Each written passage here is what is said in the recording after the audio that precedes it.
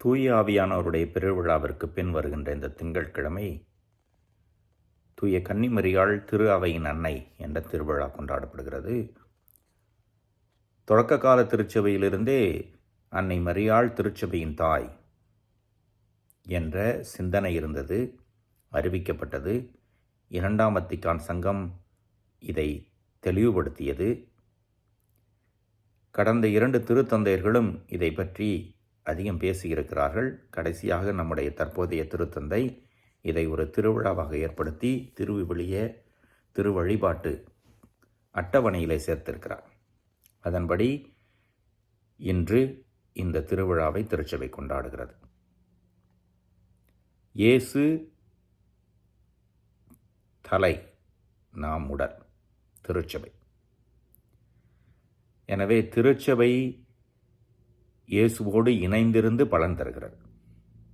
இணைந்திருந்தால்தான் பலன் தரும். நான் திராட்சை கொடி, நீங்கள் அதன் கிளைகள், நிலைத்திருந்து பலன் தருங்கள் என்கிறார்.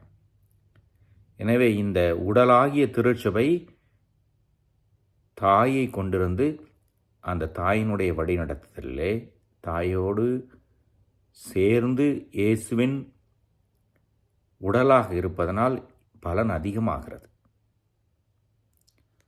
சிலுவை நடையிலே யோவான் நற்செய்தியின்படி நம்மை எல்லாம் தூய கன்னிமரியாள் தன்னுடைய பிள்ளைகளாக ஏற்றுக்கொண்டிருக்கிறார். தொடக்க கால திருச்சபையிலே இயேசுவினுடைய இறப்புக்கு பிறகு அந்த தொடக்க கால சீடர்களை, திருத்தூதர்களை அரவணைத்தவர்தான் அன்னை மரியாள். தூய ஆவியானவர் பெந்தகோஸ்து திருவிழா வந்து இறங்கி வந்த பொழுது அன்னை மரியாவும் உடன் இருக்கிறார்.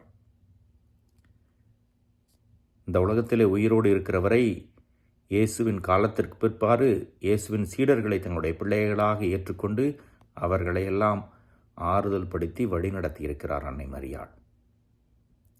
இன்றும் காட்சி கொடுக்கின்ற இடங்களிலெல்லாம் அந்த அரவணைப்பும் ஆதரவும் வழிநடத்தலும் தொடர்ந்து நடைபெற்று கொண்டே இருக்கிறது.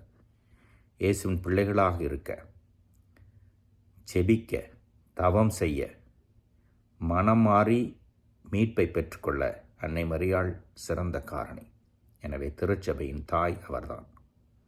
இந்த திருவிழாவை மகிழ்வோடு கொண்டாடுவோம். அன்னை மரியாளை நாம் ஒருபோதும் மறந்துவிடலாகாது. இறைவன் என்றும் வாழ்த்து பெறுவாராக.